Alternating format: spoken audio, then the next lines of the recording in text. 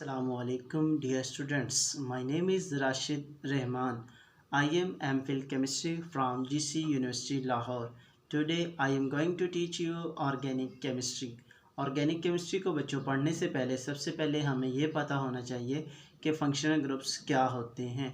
जैसा कि स्क्रीन पर दिखाया गया है, फंक्शनल ग्रुप्स के बारे में हमें सबसे पहले ये जानकारी होनी चाहिए कि फंक्शनल ग्रुप्स किन किन एलिमेंट से मिलता है। जैसा कि मैं कहूँ alcohol, phenol, ethers, aldehyde, ketones. तो अगर आपको इन फंक्शनल ग्रुप्स का नहीं पता होगा तो आप कोई भी रिएक्शन या प्रिपरेशन नहीं कर सकते। मैं उम्मीद करता हूँ आप अपना वक्त ज़ाया किए बगैर ये जो क्लासेस आपकी हो रही हैं इसको गौर से सुनेंगे और घर में रहेंगे और एहतियात करेंगे। स्टे होम, स्टे सेफ, अल्लाह हाफिज़। The study of hydrocarbons. What is meant by hydrocarbons? As you can see, hydrocarbons are the compounds containing carbon and hydrogen only, like methane, propane, ethane and butane. अगर आप लोग organic chemistry पढ़ रहे हैं तो सबसे पहली चीज़ है आपको हाइड्रोकार्बन्स के बारे में पता होना चाहिए कि हाइड्रोकार्बन्स क्या है। नेक्स्ट हम चलते हैं classification of hydrocarbons. How many types of hydrocarbons? Depending upon the types of carbon-carbon bond present, they can be classified into three main categories: saturated hydrocarbons, unsaturated hydrocarbon, aromatic hydrocarbons. Hydrocarbons: methane, ethane, ethylene, benzene. ये generally आप लोग को दिखाया गया है। आगे इसको हम वन बाय वन डिस्कस करेंगे। नेक्स्ट हम चलते हैं सैचुरेटेड हाइड्रोकार्बन्स। क्या होते हैं जी? The hydrocarbon that contain only carbon carbon single bond is called saturated hydrocarbon. These include open chain hydrocarbon. ये देख सकते हैं अगर कार्बन और कार्बन में सिंगल बॉन्ड होगा तो इसे हम क्या कहेंगे? सैचुरेटेड हाइड्रोकार्बन्स कहेंगे। ये स्ट्रेट चेन में भी हो सकते हैं, ब्रांच में भी हो सकते हैं और साइकिल में भी हो सकते हैं। If different carbon atoms are joined together to form a open chain of carbon atoms with single bond, they are called alkanes. For example, 2-methyl propane, isobutane. ये देखें 1 2 3 कार्बन है। इसको भी अभी हम आगे देखेंगे कि 1 कार्बन वाले को मीथेन कहते हैं, 2 वाले को इथेन कहते हैं, 3 वाले को प्रोपेन कहते हैं। 2-methyl propane, isobutane, ये इसका नाम हमें बताया गया है। ये isobutane है। आइसो का मतलब ये होता है कि अगर एक स्ट्रेट चेन में कोई ब्रांच लग जाए और उसके दोनों साइडों पे जो ब्रांच हो वो इक्वल हो, जैसे यहाँ पे CH3 है और इस साइड पे भी आप देख सकते हैं CH3 है, इसी वजह से इसे कहते हैं isobutane.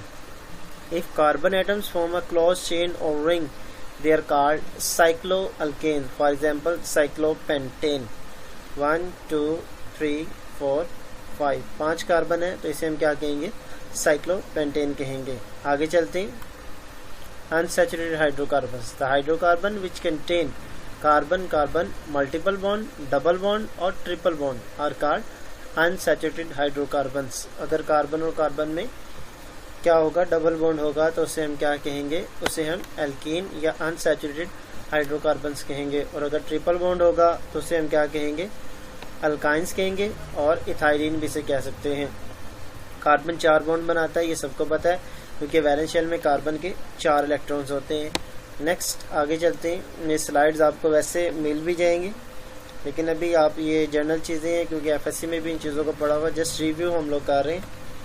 Aromatic hydrocarbons, the hydrocarbons which contain at least one special type of hexagonal ring of carbon atom with 3 double bond in the alternate position, जिसको आप सब लोग बेंजीन रिंग भी कहते हैं। जैसे टाउलिन है, अगर बेंजीन के ऊपर मिथाइल ग्रुप लग जाए उसे मिथाइल बेंजीन या टाउलिन भी कहा जाता है। अगर 2 मिथाइल ग्रुप लग जाए तो उसे ऑर्थोजाइलिन कहा जाता है। ये ऑर्थो है, ये मेटा पोजिशन है और ये पैरा पोजिशन है। इसी तरह से एरोमेटिक हाइड्रोकार्बन्स की भी टाइप्स हैं। ये अलग-अलग भी हो सकते हैं और जॉइंट भी हो सकते हैं।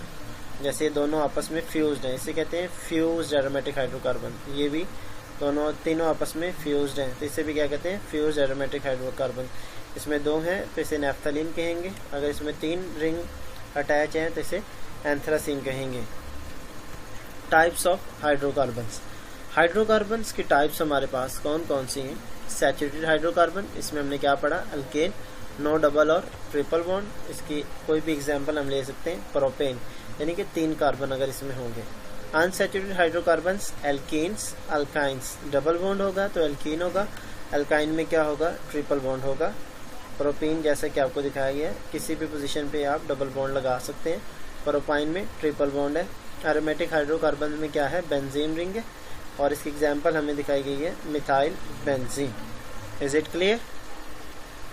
आगे हम लोग चलते हैं अल्केन्स। तो 1 बाय 1 हम लोग डिस्कस करेंगे अल्केन्स के बारे में। तो अल्केन्स क्या है हमारे पास?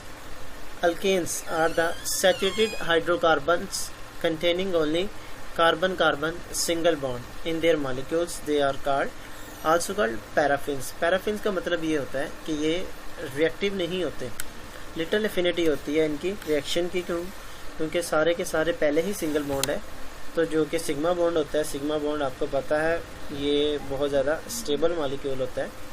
At high temperature and pressure do undergo some reaction. The alkane may be divided as open chain, acyclic alkanes, cycloalkanes और cyclic alkanes में डिवाइड होते हैं, open chain और acyclic alkanes. These are simple alkanes without any closed chain and have the general formula CnH2n+2. n का मतलब क्या होगा बच्चों? Number of carbon atom. मिसाल के तौर पर अगर एक कार्बन है, अगर हाइड्रोजन चेक करना है तो 2 × 1 + 2, 2 1s are 2 + 2 4, यानी कि अगर एक कार्बन होगा तो उसके साथ हाइड्रोजन कितने होंगे? हमारे पास 4 हाइड्रोजन होंगे, लाइक मीथेन। साइक्लोअल्केन्स और cyclic alkanes, this contains a close chain और ring in their molecule. They have general formula CnH2n for example. अब इसमें क्या होगा? वो था CnH2n+2, और वो +2 इसमें निकल गया, 2 हाइड्रोजन इसमें कम हो जाते हैं। ये देखिए ज़रा, cyclopropane CH2 CH2 CH2, carbon 4 bond बना सकता है। ये वाला कार्बन एक बॉन्ड ये बना रहा है, एक ये बना रहा है, और ये 2 हाइड्रोजन के साथ बना रहा है। ठीक है, इसी तरह साइक्लोब्यूटेन, यानी कि 4 कार्बन है, चारों के चारों साइकिल में है, इस वजह से साइक्लोब्यूट। ब्यूट का मतलब 4, एन का मतलब सारे सिंगल बॉन्ड है, साइक्लो का मतलब सारे साइकिल में है। स्ट्रक्चर ऑफ अल्केन्स, अगर स्ट्रक्चर ऑफ अल्केन्स की बात की जाए, अल्केन्स में चूँकि सारे के सारे सिंगल बॉन्ड होते हैं, तो आपको ये पता होना चाहिए methane is the first member of the its family. It has tetrahedral structure involving sp3 hybridization. Last semester में भी हमने पढ़ा था और इसको बड़ी डिटेल से देखा था कि sp3 हाइब्रिडाइजेशन इसमें क्यों होती है। The 4 sigma bond is form by the overlapping of sp3 hybrid orbitals of carbon and 1s orbital of hydrogen. सबको पता है। In this carbon atoms lies at the center and the 4 hydrogen atoms lies at the corners of a regular tetrahedron making HCH bond angle of 109.5. Nomenclature of alkanes, ये आप लोगों के लिए समझना ज़रूरी है कि IUPAC नेम्स हम लोग कैसे देते हैं किसी भी अल्केन को। फर्स्ट ऑफ ऑल, कोई भी अल्केन आपको दिया गया है तो आपने सबसे पहले क्या करना है? Select the longest continuous chain of carbon atoms in a molecules, like 1 2 3 4 5 6 7 8 9। अगर हम ये वाली चेन सेलेक्ट करें 1 2 3 4 5 6 7 8, यहाँ पे 8 है और इसमें क्या आ रहे हैं? 9 आ रहे हैं। तो सबसे पहले क्या करेंगे? Select the longest chain. उसके बाद आपने क्या करना है? नंबरिंग करनी है। नंबरिंग वहाँ से करते हैं जहाँ पे ब्रांच जो लगी हुई है बच्चों, उसका नंबर कम से कम आए। अगर इधर से नंबरिंग करते हैं 1 2 3 4 नंबर पे ब्रांच आ रही है, और अगर इधर से करें 1 2 तो दूसरे नंबर पे आ रही है। ठीक है। In the example, the longest chain has 9 carbon and it is considered as parent road chain, and carbon atom which are not included in parent chains are called substituents. इनकी बात कर रहे हैं। ये जो कि पेरेंट चेन में, parent का मतलब होता है जो मेन चेन है, उसमें ये इंक्लूडेड नहीं है, ना CH3 और ये CH2 CH3 जिसे इथाइल भी हम कहते हैं, इसे मिथाइल भी कहते हैं, तो इनको पेरेंट चेन में इंक्लूड नहीं करते, इनको सब्स्टिट्यूएंट्स कहा जाता है। पोजीशन ऑफ द सब्स्टिट्यूएंट्स तो हम कहाँ से करेंगे? The numbering is done in such a way that the branched carbon atoms get the lowest possible number. ठीक है, वो नंबर क्या आना चाहिए, लोएस्ट आना चाहिए. For example 1 2 3 4 5 6 7 8 9 10. अब यहाँ पे अगर आप देखें तो नंबरिंग हम कहाँ से स्टार्ट, अगर इधर से स्टार्ट करते हैं 6 नंबर पे आता है, तो ये इसका मतलब है नंबरिंग ठीक नहीं है. Lowest set of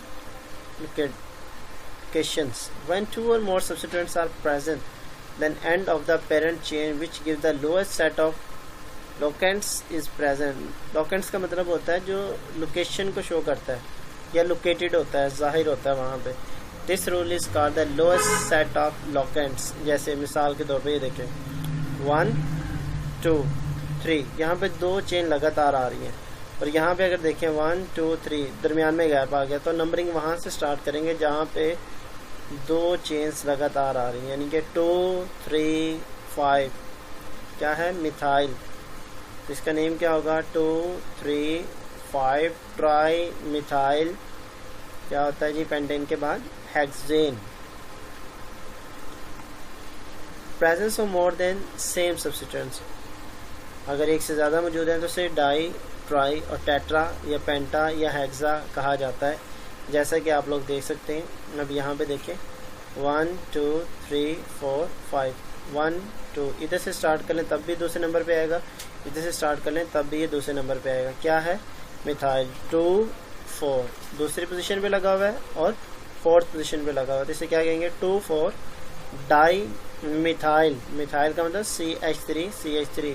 pentane, parent chain कौन सी है, पेंट, यानी कि 5. एन का मतलब है सारे के सारे सिंगल बॉन्ड मौजूद हैं. Naming different substituents. If 2 or more different substituents or side chains are present in the molecule, they are named in the alphabetical order along with their appropriate position. जैसा कि ये पॉइंट आप लोगों ने समझना है. जहाँ पे दूसरे नंबर पे हमारे पास है मिथाइल, मिथाइल में आता है M, और तीसरे नंबर पे क्या है, इथाइल. अगर आप नंबरिंग करते हैं 1 2 3 1 2, तो नंबरिंग तो यहाँ से ही होगी, लेकिन जब नेम लिखेंगे तो अल्फ़ाबेट्स में आपको ये पता होगा कि M बाद में आता है और E पहले आता है. इस वजह से हम क्या कहेंगे, 3 इथाइल, यानी कि तीसरे नंबर पे क्या है, इथाइल, E से स्टार्ट हो रहा है. ये देखिए 3 इथाइल 2 3, यानी कि दूसरी और तीसरी पोजीशन पे क्या है, हमारे पास मिथाइल हैं. कितने हैं, 2. तो 3 ethyl 2 methyl 2 3 di methyl pentane. Di क्यों कहा, 2 है, क्या है, मिथाइल. मिथाइल बाद में क्यों है, क्योंकि ABC जब हम लिखते हैं तो M बाद में आता है, E पहले आता है, तो इसको भी आपने जहन में रखना है. Naming different substituents at equivalent position. जैसे कि मिसाल के तौर पे ये if 2 different substituents are in equivalent position from the 2 ends of the chain, then numbering of the chain is done in such a way that the group which comes first in the alphabetical order. ये भी बात बड़ी simple सी है. यहाँ पे देखें 1 2 3, तीसरी position पे मिथाइल आ रहा है. इधर देखें 1 2 3, तीसरी पे क्या आ रहा है, इथाइल. ये नया रूल है, FSC में नहीं पढ़ाया गया था ये, तो इसको जहन में रखें. थर्ड नंबर पे यहाँ पे इथाइल है, यहाँ पे थर्ड नंबर पे मिथाइल है. तो हम क्या करेंगे, कहाँ से नेमिंग स्टार्ट करेंगे, जो अल्फ़ाबेट्स में पहले आता है. तो हम यहाँ पे क्या करेंगे, पहले इथाइल को लेंगे. इसका नेम क्या होगा, 1 2 3 4 5 6. इसका नेम हम क्या देंगे, 3 इथाइल जी, 1 2 3 3 इथाइल 4 5 5 मिथाइल हेप्टेन. हेप्टेन का मतलब 7 कार्बन है. 3 इथाइल 5 मिथाइल हेप्टेन. इसी तरह से अगर इसको हम देखें, इसको आप लोगों ने खुद समझना है. देखें 1 2 3 थर्ड पे मिथाइल, 1 2 3 थर्ड पे इथाइल. तो नेमिंग कहाँ से देंगे, जो अल्फ़ाबेट्स में हमारे पास पहले आता है. तो इथाइल आता है, ethyl at C3. 3 ethyl 6 methyl octane. Octane नहीं आएगा यहाँ पे 1 2 3 4 5 6 7, तो मिस्टेक है. तो यहाँ पे आप इसको सही कर लें. ऑक्टेन की बजाय यहाँ पे क्या आएगा, हेप्टेन आएगा. Okay. Naming the complex substituents for the substituted substituents ये देखें हम, जैसे कि पहले सबसे पहले लॉन्गेस्ट चेन को सिलेक्ट करना है 1 2 3 4 5 6 7 8 9। अब ये देखें 5 पे क्या लगी हुई है हमारे पास 1 2 3, तो 3 वाला क्या होता है हमारे पास जी, 5 पे क्या लगा हुआ है 1 2 डाईमिथाइल, 1 2 डाईमिथाइल, या इसे एन प्रोपाइल भी आप कह सकते हैं। 5 एन प्रोपाइल नोनेन, नोनेन का मतलब क्या है, हमारे पास 9 कार्बन वाली चेन है। Is it okay? तो इसको लेके आपने कंफ्यूज नहीं होना। प्रिपरेशन ऑफ अल्केन्स, इसको हम नेक्स्ट लेक्चर में डिस्कस करेंगे। तो अभी तक जो हमारा था वो था नेमिंग के बारे में। तो कुछ